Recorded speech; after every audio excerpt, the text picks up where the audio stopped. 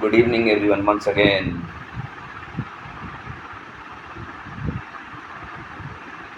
अपने मेमोरी को कैसे बूस्ट करूं?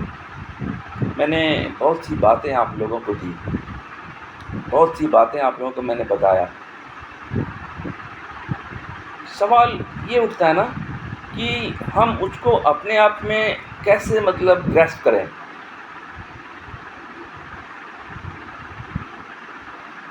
मैंने पहले भी कहा है, अब भी कह रहा हूँ और कहता रहूँगा कि मेरे मुँह से या फिर मैं जो भी बोल रहा हूँ वो बिल्कुल प्रैक्टिकल बोल रहा हूँ, जो मैंने अपने 25 साल के अनुभव से सीखा है। आप भी सोच रहे होंगे कि अनूप सर बैठे भाषण देना शुरू। नहीं, ये भाषण नहीं, ये ट्रूथ है, सच्चाई है। लेकिन हाँ, मैं उठूँगा और फिर से उठूँगा और आपको बताऊँगा कि एजुकेशन होता क्या है, पढ़ाई होती कैसे है।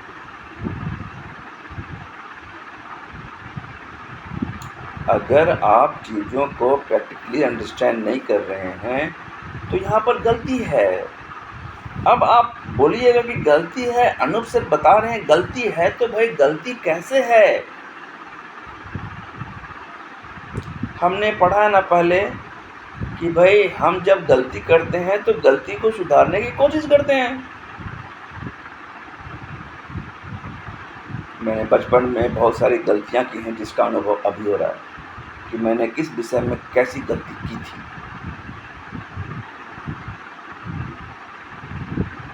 और अब मेरा अनुभव इस पर बोल रहा है।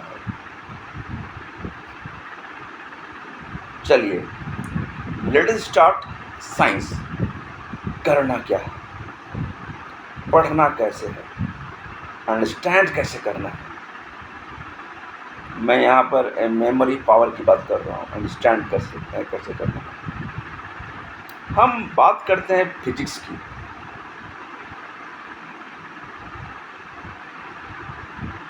अगर हम बात करें फिजिक्स की तो वहाँ बहुत सारे लॉ हैं, ओम्स लॉ हैं, किरचॉफ्स लॉ हैं। अगर मैं बात करूँ 9, 10, 11, 12 की तो बहुत सारे सिद्धांत, magnetic effect, electric field, electric areas, dynamo, lots of thing are there.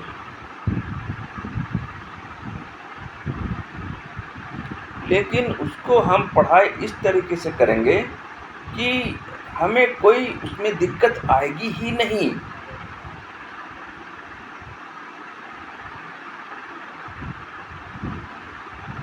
क्योंकि हम उस विषय को पढ़ाई करने के लिए अपना पूरा एफर्ट लगा देंगे। लेकिन एफर्ट कैसे लगाएंगे?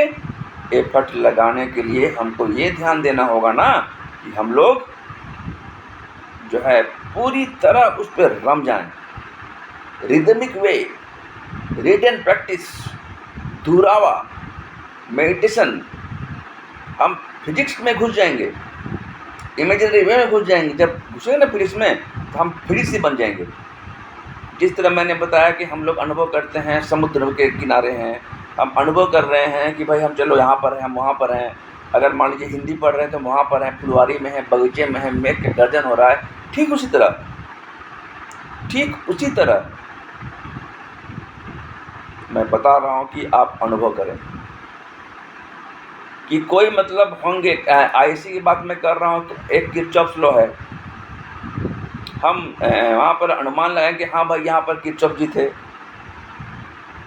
ठीक है, और उनका लॉ ऐसे होता है। रटना नहीं है, डायनेमो कैसे काम कर रहा है रटना नहीं है, कैसे करंट फ्लो कर रहा है, बैक टू द डायनेमो हो रहा है रटना नहीं है, अंडरस्टैंड करना है। अंडरस्टैंड कैसे करेंगे? उस पर घुस के करेंगे।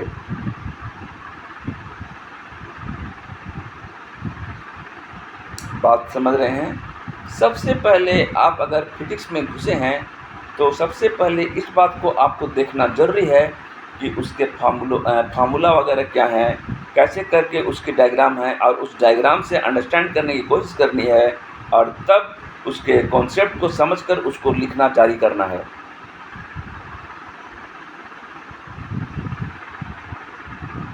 कॉन्सेप्ट को समझिए और कॉन्सेप्ट को लिखिए, रटकर मत लिखिए, खासकर फिजिक्स में।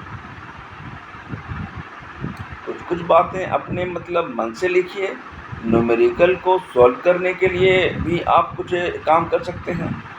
चलिए मैं एक और बात यहाँ पर साझा करना चाहूँगा, आपसे शेयर करना चाहूँगा कि जब आप फिजिक्स पढ़ रहे होते हैं, स्पेशली 9th-10th में क्या करते हैं ना कि आप NCERT बुक और इस चांद दोनों को आप स्टडी करते हैं।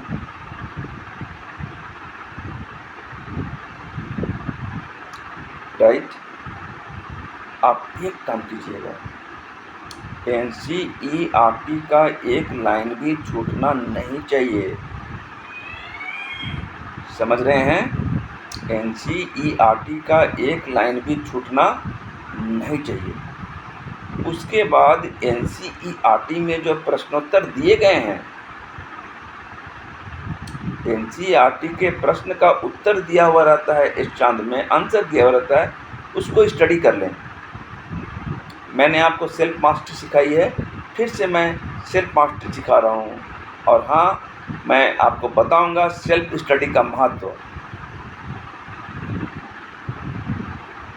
राइट, अब चलिए आगे बढ़ते हैं। जब आपकी दो चीज़ें कंप्लीट हो गई, NCERT और NCERT के क्वेश्चन आंसर, उसके बाद इस चांद के बुक्स में बहुत सारे ऑब्जेक्टिव और न्यूमेरिकल दिए हुए रहते हैं, उसका अभ्यास करें। कुछ टॉपिक्स आपको जो समझ में नहीं आ रहा है NCERT से, उसको आप इस चांद में एक्सप्लेनेशन के रूप में देखें। ऐसा नहीं कि NCERT ख़त्म कर रहे हैं, इसको ख़त्म कर रहे हैं, तब आप बढ़िया नहीं कर पाएंगे। मैं समझता हूँ कि कॉन्सेप्ट क्लियर है। पहला, NCERT के बुक को पढ़ना है कम्प्लीटली।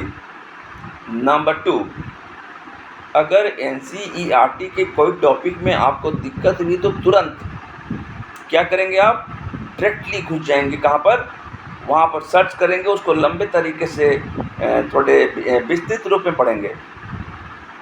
नंबर 3, कि अगर कोई क्वेश्चन आंसर है तो क्वेश्चन आंसर जो है ना आपका, उस क्वेश्चन आंसर को एकदम डायरेक्टली आप सॉल्व करने की कोशिश करेंगे। NCERT से आप चले जाएंगे इस चांद में सबका आंसर दिया हुआ रहता है। कुछ ऑब्जेक्टिव और अनदर फैक्ट्स दिए हुए रहते हैं इस चांद में, उसको आप पढ़ेंगे।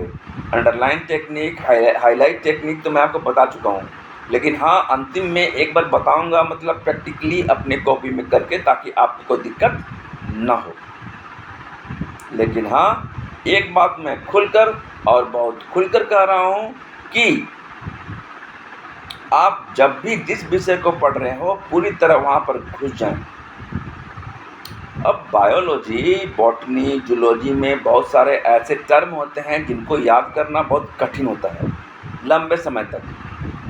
पर मेरे पास उसके लिए भी एक टेक्निक है, बताऊंगा अपने अंतिम वीडियो में, अंतिम नहीं, बाद वाले वीडियो में। ठीक है, तो इस तरह आप फिजिक्स की पढ़ाई करें। करंट कैसे पास हो रहा है उसके न्यूमेरिकल में खास ध्यान दें। उसके न्यूमेरिकल में घुसने के पहले उसके कॉन्सेप्ट को समझें, क्या मांग रहा है। सबसे पहले आपको ये समझने की ज़रूरत है कि क्वेश्चन पूछ क्या रहा है। बिना क्वेश्चन को समझे आप घुसिएगा ना, दिक्कत होगी। Right, so concentration is must and it is all over about physics. मिलते हैं फिर नेक्स्ट वीडियो में। हंसते रहिए, खुश रहिए, मुस्कुराते रहिए और पॉजिटिविटी बांटते रहिए। Thank you.